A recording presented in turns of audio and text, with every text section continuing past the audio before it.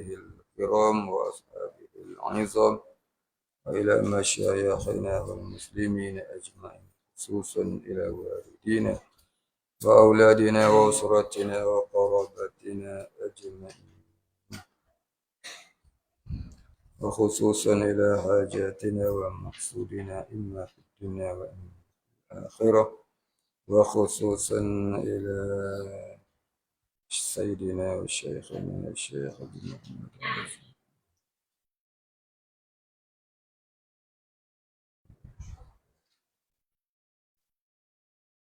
سيدنا وشيخنا الشيخ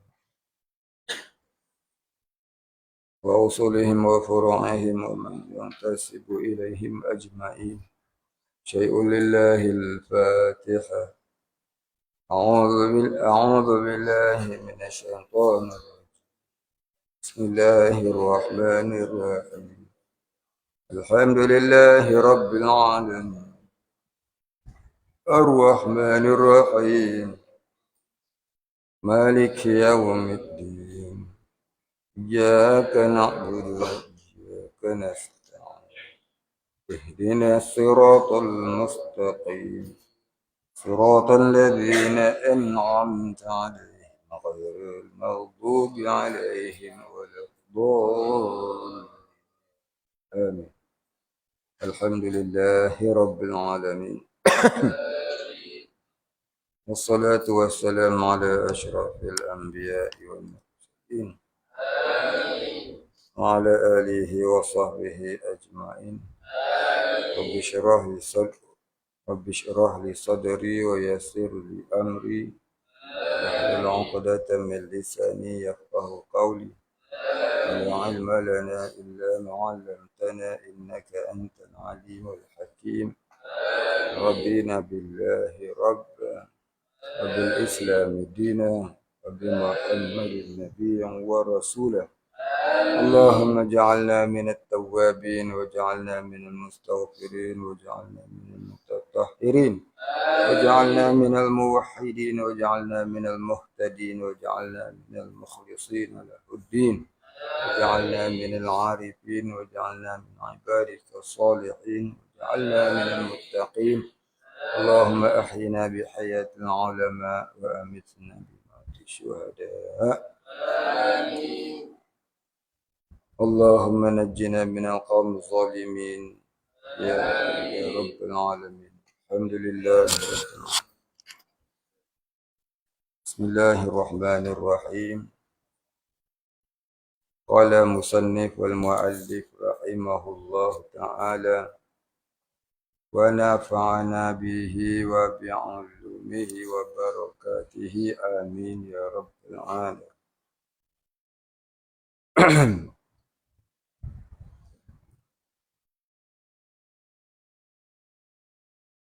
بسم الله الرحمن الرحيم. قال مصنف والمؤلف رحمه الله تعالى ونفعنا به وبعلومه وبركاته آمين يا رب العالمين.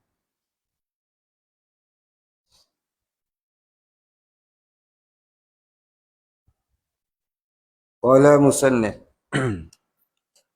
dan wajib kita membanyakkan muraqabah bagi Allah. Dan iaitu muraqabah itu mengekali seseorang hamba di dalam hatinya akan keadaan Allah Subhanahu wa taala itu, memandang kepadanya dan segala kelakuannya.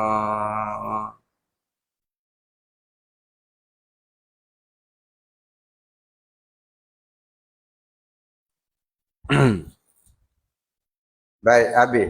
Muraqabah kita dah cerita dah dulu banyak kali lah. Iaitu asal makna muraqabah ni mengintai-ngintai. Mengintai ke alam Rabbaniyah. Itu asalnya kita dah cerita dah dulu. Kita teruskan. Dan wajib atas kita redha daripada Allah. Ni redha daripada segala takdir Allah. Dan iaitu suka hati dengan barang yang direntah Allah Ta'ala atas kita. Dan jikalau pahit perintahan itu sekalipun. Perintahan dia ni takdir Allah itu.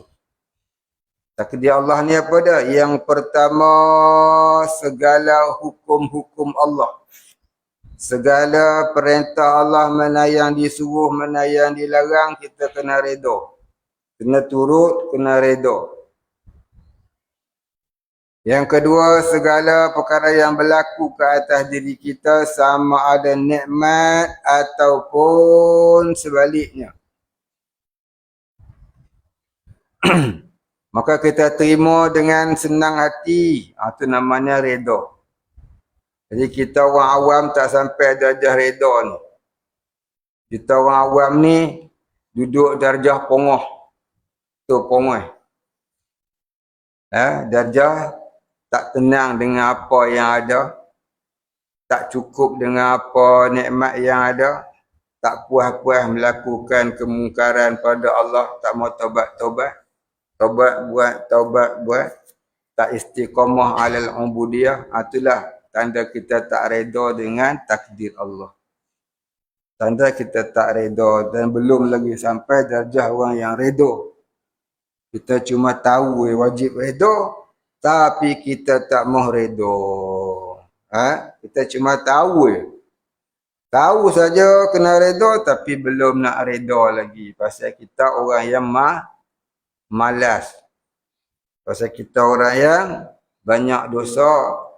Bila kita banyak dosa, banyak buat maksiat, banyak buat perkara melalaikan, membanyakkan makan minum, membanyakkan bergurau senda, membanyakkan ketawa, membanyakkan mengumpulkan khazanah cinta dunia dalam hati, maka tu semuanya punca kita tak boleh nak redha dengan qada Allah, kita tak boleh nak jadi kasih pada Allah. Itu punca-punca tu semua banyak dekat dalam hati kita dan pada diri kita. Dan kita ni bila nak start pun tak tahulah. Bila kita nak start jalan pada Allah pun tak tahu. Oplah dalam hati tu banyak. Ngaji kita tasawuf ni boleh ambil tahu je lah. Boleh ambil tahu tapi tak mau berjalan. Ambil tahu je lah. Dan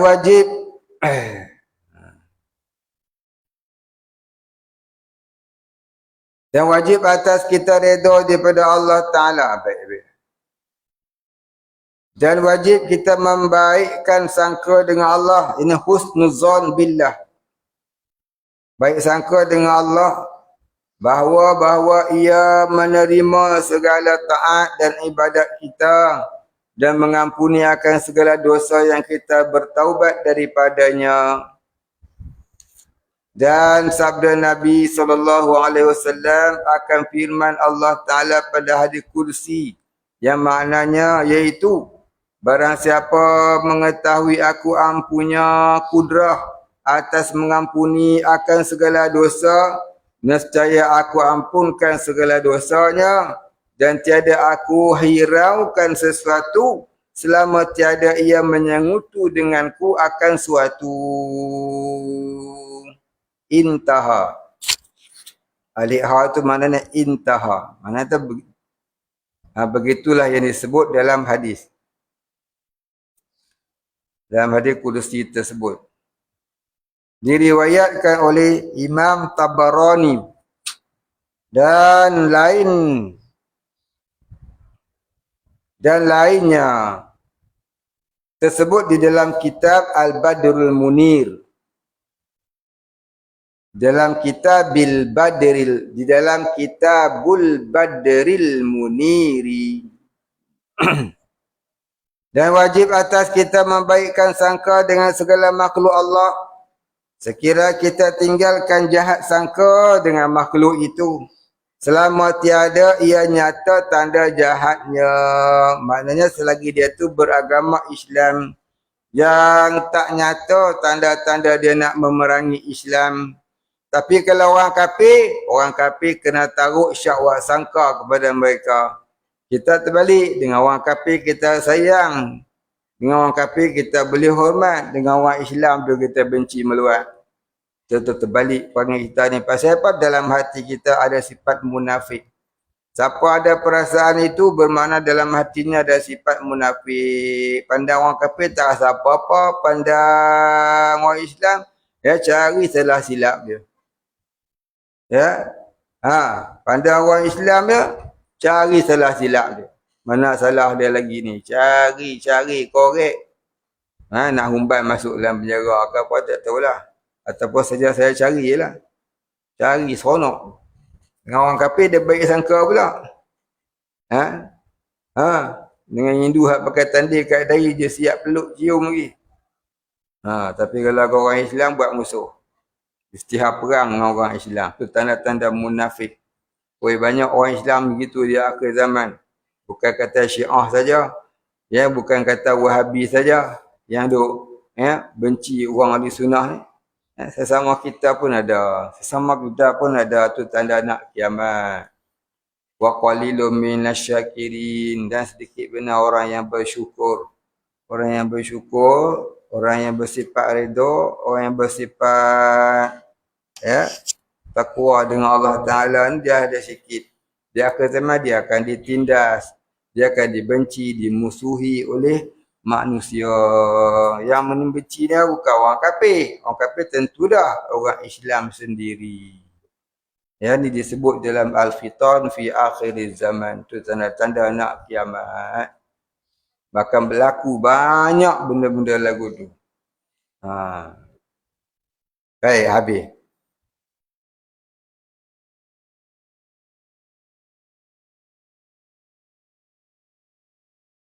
Dan wajib kita membesar barang yang tempat pada kenyataan membesarkan Allah. Maknanya tiap-tiap perkara, tiap-tiap binaan, tiap-tiap bangunan, tiap-tiap tempat, tiap-tiap apa jugalah. Yang mana tempat itu adalah tempat untuk membesarkan, mengagungkan Islam, mengagungkan Allah. Maka kita kena muliakan dia. Ya, kena muliakan dia. Tu dia kata lagu tu, kena muliakan dia. Mana dia lah tadi?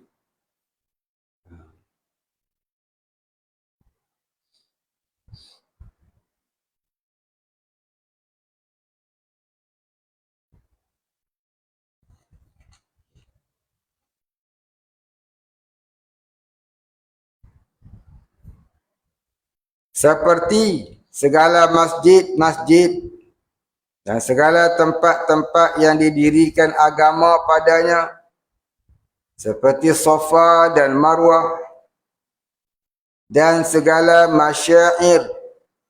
Apa dia masyair? Itu segala tempat menyebarkan syiar Islam. Segala masyair iaitu segala tempat penyebaran agama Islam.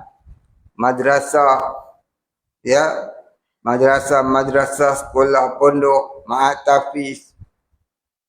Apa lagi? Surau, musalla. Apa jugalah yang orang jadikan dia tempat menyebarkan agama Islam tu namanya masyair. Maka wajib kita memuliakan dia, membesarkan dia, jangan menghina dia. Dan wajib syukur ia atas segala nikmat Allah dengan lidahnya dan segala anggotanya dan hatinya. Dan makna syukur dengan segala anggota itu iaitu melakukan segala anggotanya pada yang dijadikan dia kerana Allah, daripada segala ibadah dan menjauhi daripada segala dosa. Dan wajib atas seseorang itu sabar ia atas menunaikan barang yang diwajibkan oleh Allah akan dia atasnya, dengan ia menahankan nafsunya atas kepayahan menunaikan. Nak taat perintah Allah memang susah, nak bangun subuh pun susah. Dia kena sabar bangun, lawan nafsu dia tu. Mujahadah nafsu.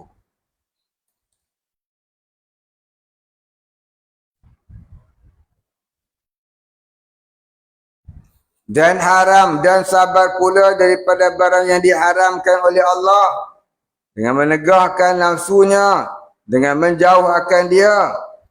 Dan wajib pula sabar dan wajib pula sabar atas bala, yakni percubaan Allah atasnya. Dan jangan mengadu-ngadu kepada makhluk Allah. Jangan mengadu-ngadu, jangan merungut-rungut kesusahan kita kepada manusia. Jangan merungut-rungut kesusahan kita, kedhaifan kita kepada manusia, jangan. Akan sakit percubaan Allah Ta'ala, melainkan kepada Allah jua. Rungut dengan Allah tak apa. Dan menahankan nafsunya daripada keluh kesah dengan dia, dengan bala tadi, yakni dengan bala itu. Dan wajib berpegang dan percaya dengan Allah akan bahawasanya rezeki itu daripada Allah dan tiada dapat dilebihkan dan tiada dikurangkan lagi, kerana rezeki itu telah terbahagi daripada azali lagi. Maka tiada rezeki itu bertambah dengan loba dan tiada kurang ia dengan qanaah. Apa qanaah? Siapa tahu qanaah?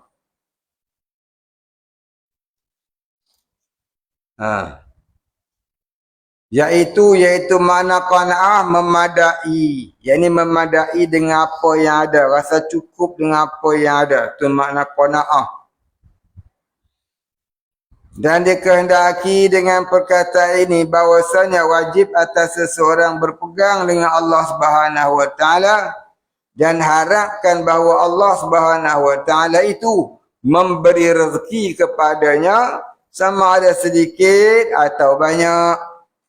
Tetapi berusaha itu wajib aradi. Gitu. Bukan wajib asli. Bekerja ni bukan wajib asli. Bekerja mencari nafkah ni bukan wajib asli. Bukan wajib yang asal. Tapi wajib aradi. Wajib yang baru datang.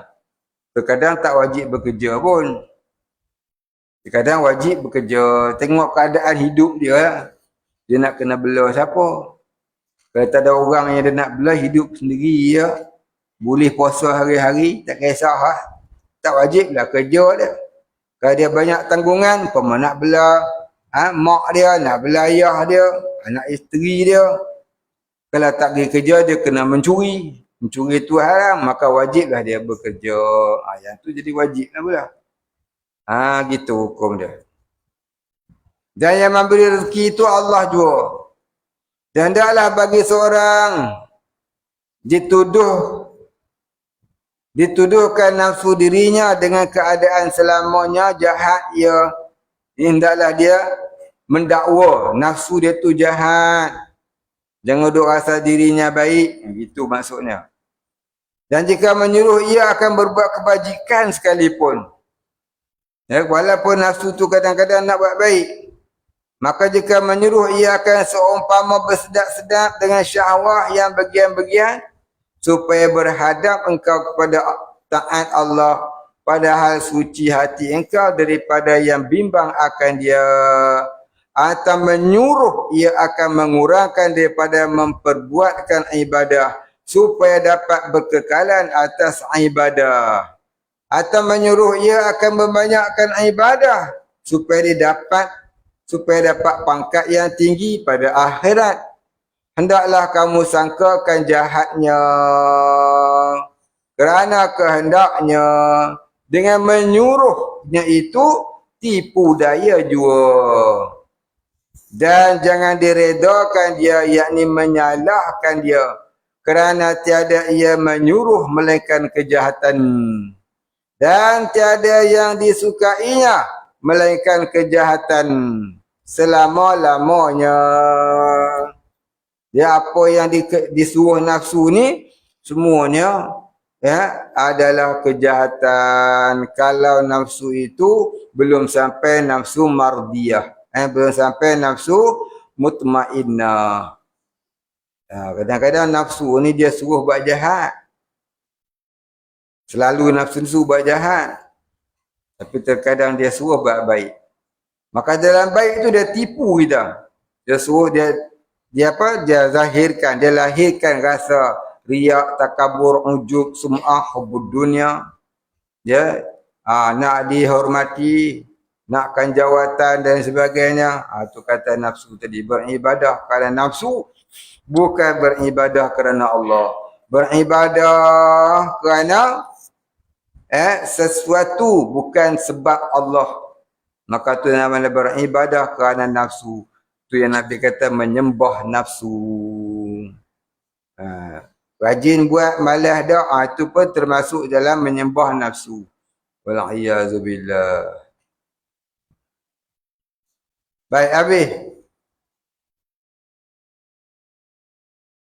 Kemudian katanya, dah hendaklah kita bencikan syaitan.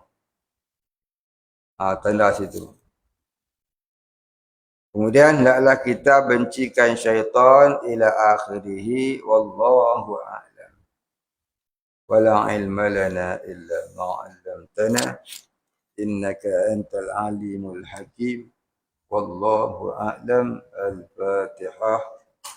A'udzu billahi minasyaitonir rajim.